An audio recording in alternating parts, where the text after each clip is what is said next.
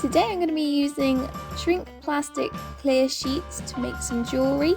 I know that I've done shrink plastic before for my very first video, and it was a children's lesson, but this is shrink plastic that I'm doing for Christmas gifts instead.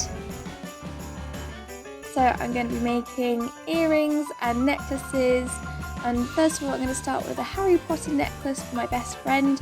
Shh, hopefully she's not watching. But yeah, I'm going to do a very basic Harry Potter necklace, and don't forget that they shrink 3 times as small as what you see originally. So I've done this about 1/4 of the size of a page, and then it should shrink down to the right size for a pendant. I'm just starting off by going around the outline of Harry Potter with a black Sharpie. I actually went over it twice because it didn't come out very dark, so I went over it again, but I didn't show you that.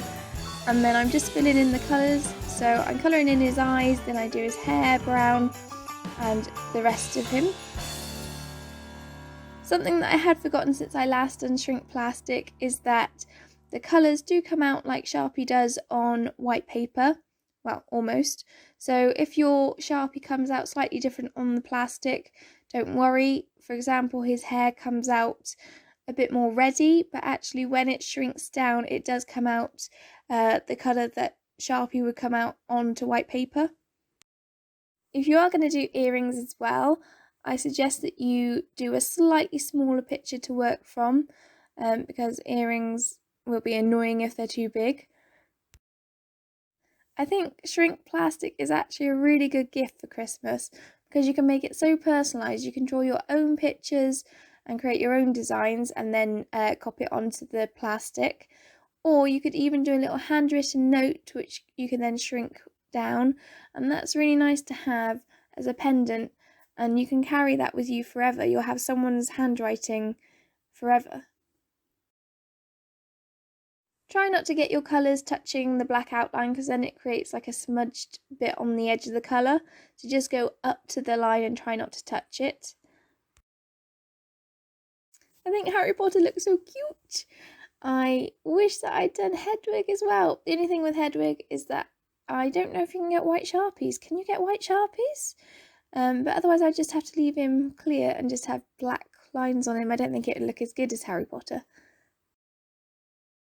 Other ideas of what you can make is a brooch, earrings, necklaces, like I said, key rings.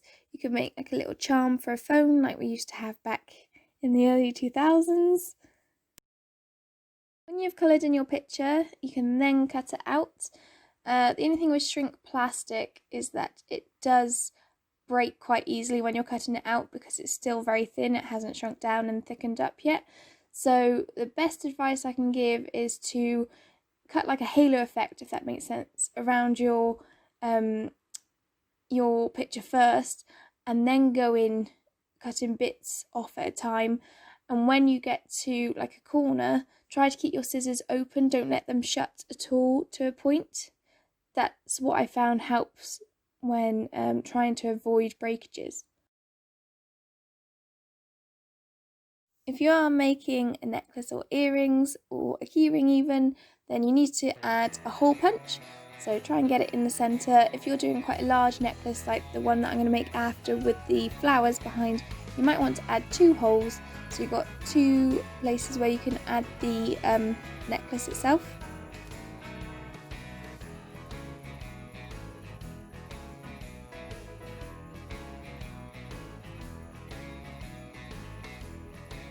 I went ahead and made a few other things. I did 2 bees because it's going to be a set of earrings. I put these onto a baking tray and then put them into the oven at 175 degrees Celsius for approximately 2 minutes. Preheat the oven before they go in and then you'll see it work quicker, but you just want to wait until they've curled up and then flatten down again, and as they flatten they will get thicker and smaller. Try to keep them separate on the baking sheet, otherwise if they are touching, when they start to curl they will attach to each other and you'll have to restart those again.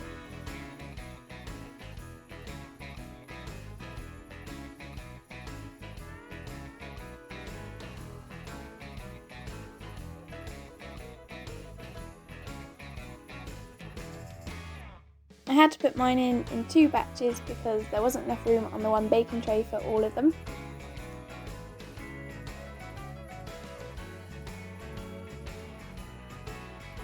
This is how they turned out. I'm really happy with the Harry Potter, the flowers and the bees.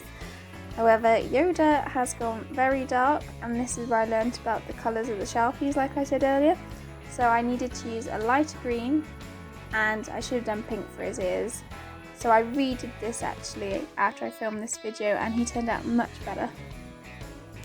On here you can see me attaching the little hoop parts of the earring to the bees. I got a little jewellery making kit from Amazon. I can link it in the description box below, but I have never done this before until now, so if I'm doing it wrong, please tell me. But it worked in the end. It just took a long time to work out what I was doing. All I knew is that I looped the small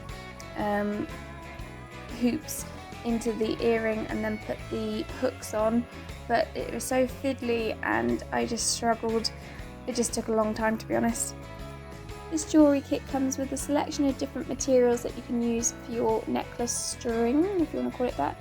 So I'm using nylon here, but I have got like a rope, a very thin black leather rope kind of thing, which I might do on some other necklaces later on. But I thought this focuses all the attention on the pendant that I made.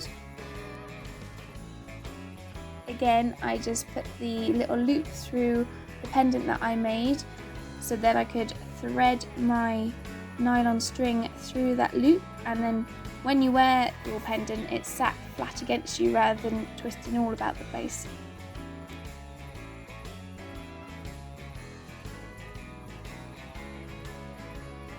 I'm not going to talk all through the jewellery section. I've cut a lot of it out, honestly.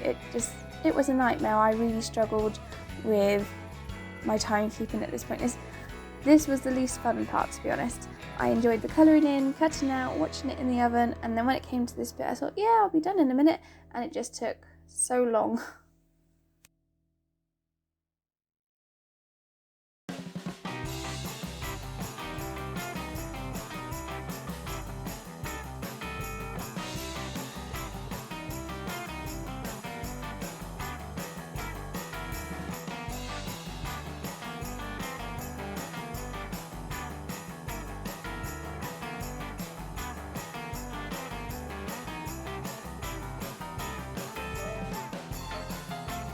I attached the clips as well, so you can clip your necklace together at the back, which is good. You just got to clamp them into place with your pliers. If there is an easier way of doing this though, please tell me in the comments below. I will have to look up ways of making this easier for myself next time. I didn't look up any instructions, so I was quite proud that I managed to do it.